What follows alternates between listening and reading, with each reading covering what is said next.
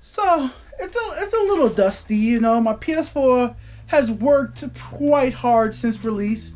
I got one day one. Enjoy the heck out of it. But today Sony announced something brand new. They announced a brand new PlayStation Pro. Let's just talk about the meeting that happened today from Sony and actually do a review of the things that were announced, the actual presentation of the PlayStation meeting, and am I gonna buy a PlayStation Pro? Well, let's start off from the beginning. At the start of the meeting, they played some jazzy music. Then Mr. Andrew House came on stage and did his long old spiel about how great the PlayStation 4 is. It has sold 40 million units. Congratulations, Sony. I'm glad you like talking about the PlayStation, 4 regular model. Off the bat, celebrating yourself. Fine, fine, fine. That took a little too long, so I'm just gonna knock them a little bit for talking about that stuff a little too long. But then they kind of surprised me off the bat. The first thing they talked about was the PlayStation Slim. I thought they were gonna save it for the end, but nope, they came out there like, yo, PlayStation Slim coming out. It's gonna look like this. It's gonna be $299, which I was kind of surprised by that price because I think the right price for the PlayStation Slim would have been for $249.99, and everybody that I was streaming with agreed with me. $249.99 would have been a perfect price in the United States for the PlayStation 4 Slim to get people in the door buying the new system in bulk. I think that's just a perfect price for any system. So if Microsoft can hit that, if NX can hit that, that's the right price for people to just jump and say, hey, I'm gonna go ahead and buy this new console. Just saying, because a lot of people are not liking the design of the PlayStation 4 Slim. Now, obviously, there's a big problem with this event about PlayStation. Almost absolutely everything announced, almost everything was already leaked. Like, goddamn, we knew about the Slim, we knew about the PlayStation Pro, down to the fact that once they actually came out on stage and announced the PlayStation Pro, I was so stunned that the look of the PlayStation Pro was exactly of the leaks that came out a week ago. Like, goddamn, the leakers got it 100% right. Sheesh. So, once again, glad that there's PlayStation Slim out there. Glad that it actually has HDR support as well with the upcoming update. Yes, guys, everybody who has a PlayStation 4 normal unit or gets a Slim, guess what? Your regular PlayStation 4 will get an update to support HDR gaming.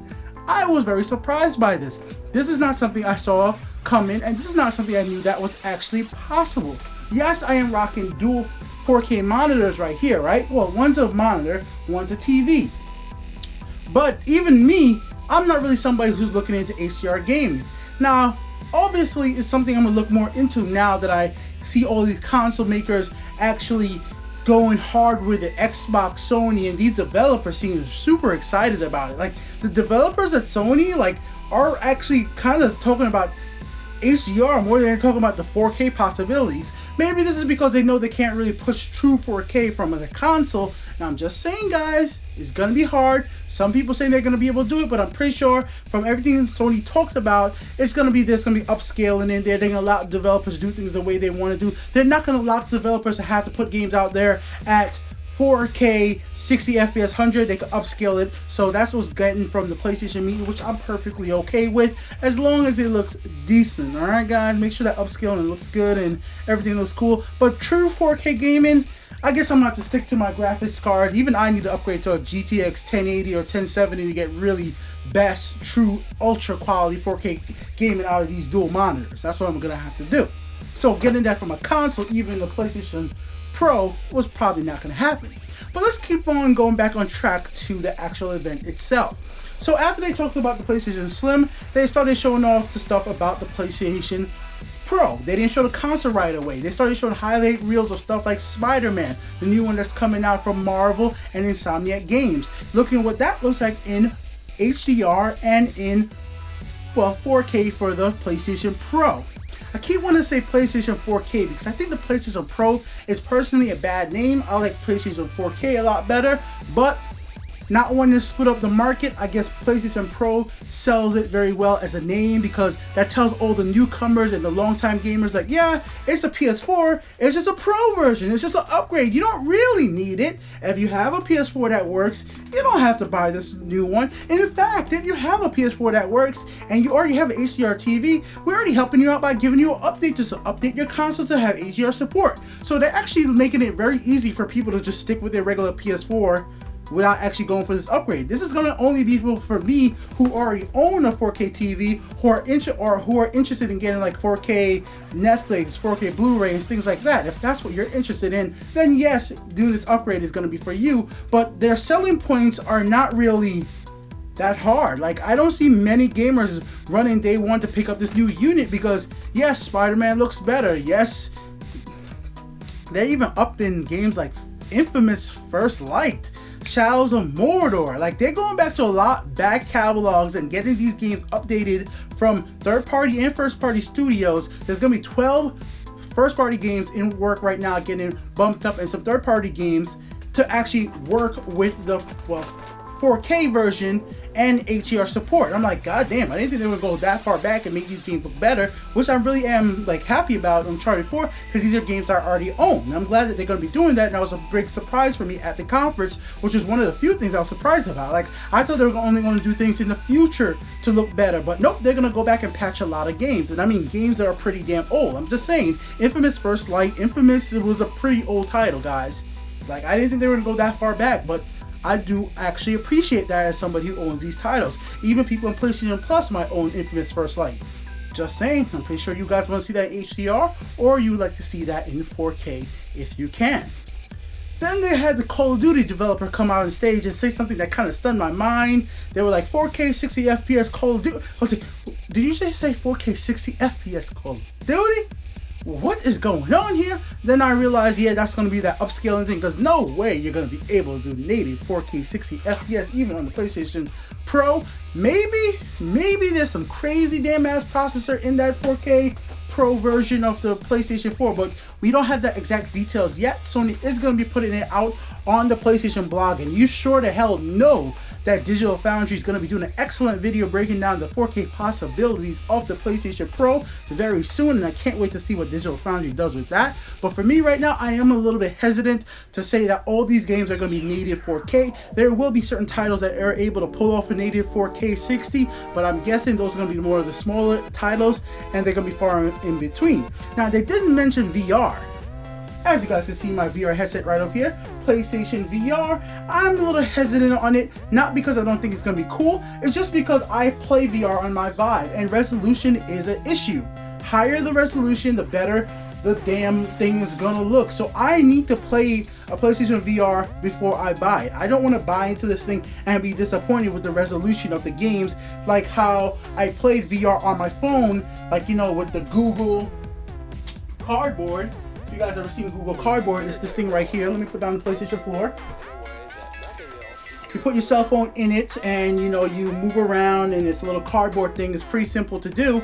It looks okay for a cell phone, but it's not really useful for a long time because the lower resolution, chances are you have to hurt your eyes or get nausea, and the higher resolutions for like the Vive, the Rift, it makes it feel a little better. And I wish the Vive was 4K, even at that, guys. I really wish it was even higher. So maybe the second generation of the PlayStation VR or the Vive is going to be the best version because the resolution of the screens are going to get higher. But that's why still, maybe the way the developers make the games are going to alleviate these issues. So that's why I'm going to probably have to try the PlayStation VR for myself first. But they did mention that the PlayStation Pro is going to have some better capabilities with the PlayStation VR, which I was like, okay, I thought they weren't going to do this, but I guess their policy has changed. So some games will have some enhanced features in a sense of like certain things will look a little better, but it's still going to be pretty impressive on the regular PlayStation 4. So the thing to say is this: if you're really going to go ahead and buy a PlayStation VR, I would highly suggest you go ahead and pick up a PlayStation